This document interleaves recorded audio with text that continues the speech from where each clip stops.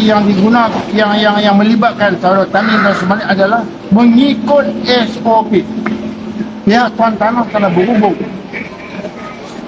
telah mengikut SOP, peraturan tahap-tahapnya yang diperuntukkan dalam peruntungan negara.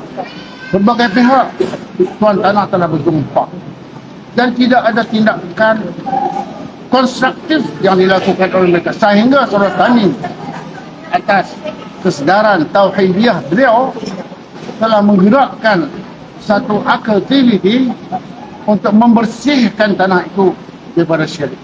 Kita tidak mengganggu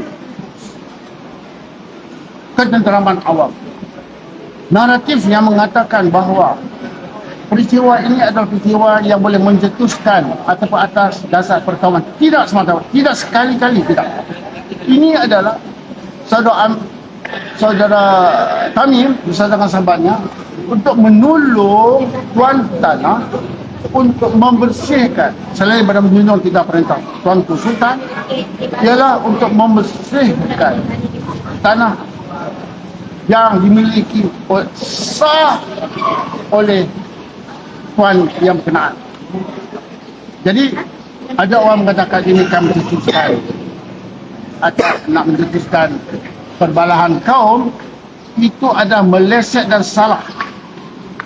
Yang mencetuskan isu ini menjadi api yang besar ialah golongan politician yang tidak mengesahkan kedaulatan undang-undang. Politician ini lah yang memecah belahkan masyarakat, bukan isu ini. Saya ulang balik bahawa ahli politik chauvinis inilah, mereka itulah yang sebenarnya memecah belahkan masyarakat. Kalau mereka juga mengikut peraturan dengan menasihati golongan-golongan yang tertentu, jangan menceroboh. Kalau sudah ceroboh, segera pindah, bukan menangguhkan pemindahan itu dengan syarat-syarat yang tertentu. Jadi pihak polis juga sewajarnya mengambil langkah preventif, dan sekarang benar sudah berlaku, dan kami memohon supaya isu ini diberhentikan oleh polis, bukan oleh orang ramai. Tanggungjawab polis dalam memberhentikan ini.